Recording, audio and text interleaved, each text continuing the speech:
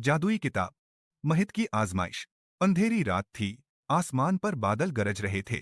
अस्पताल के कमरे में महित अपने बाप के सरहाने बैठा था।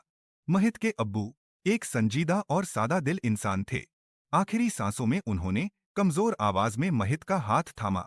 बेटा, मेरे जाने के बाद तुम्हें कुछ देना है। महित की आंखों में आंसू थे। अब्बू, कुछ मत बोलिए, सब ठीक हो जाएगा। नहीं बेटा, सुनो, मेरे पास एक जादुई किताब है। वो किताब खजाने, ताकत और राजों से भरी है। लेकिन याद रखना, वो किताब नेकी के लिए इस्तेमाल करना। अगर गलत हाथों में गई तो सब कुछ तबाह हो जाएगा। ये कहकर अबो ने आंखें हमेशा के लिए मूंद ली। लीजिए। अध्याय डॉप्लेक्स। पुस्तक का प्रकटीकरण। अब्बू के मरने के बाद महित ने घर के पुराने संदूक में वह किताब ढूंढी। काले रंग का आवरण, सुनहरे अक्षरों में लिखा था, नूरुल असरार, रहस्यों का प्रकाश। जैसे ही महित ने किताब खोली, लेकिन रोशनी की एक किरण पूरे कमरे में फैल गई। किताब खुद ब खुद पलटने लगी और महित के दिमाग में आवाज गूंजी, सिर्फ वही जो दिल का सच्चा हो इस किताब के राजों का वारिस बनेगा। लेकिन महित के दिल में एक और ख्याल घर यह पच चुका था, अगर यह किताब वास्तव में इतनी शक्तिशाली है तो मैं क्यों न एक ही रात में दुनिया का सबसे अमीर और सबसे शक्तिशाली इंसान बन जाऊं। अध्याय 2। शक्ति का पहला स्वाद। मोहित ने किताब का पहला मंत्र पढ़ा, जाफिरान अल कलाम, दौलत बे लगाम। अगली ही सुबह इसके बिस्तर के नीचे सोने के सिक्कों का ढेर लगा था।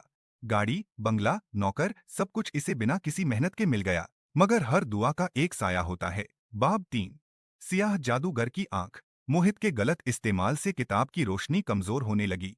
दूर एक वीरान पहाड़ी गुफा में जहार नामी एक काला जादूगर ने किताब के हिलने की आहट सुन ली। आखिरकार नूरुल असरार जाग गई है। वह मुस्कुराया। दहार ने महित का पीछा करना शुरू किया और इस पर एक नजर डालकर जान लिया कि ये लड़का नासमझ है, खुदगर्द है और इसकी होश से किताब तबाह हो सकती है।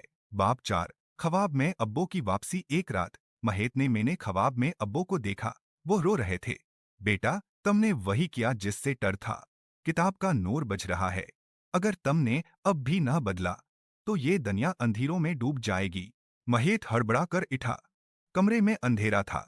किताब खुद जलने लगी थी। अध्याय 5। परीक्षा और मुक्ति। जहार ने आखिरकार हमला कर दिया। महित के सामने दो रास्ते थे। 1।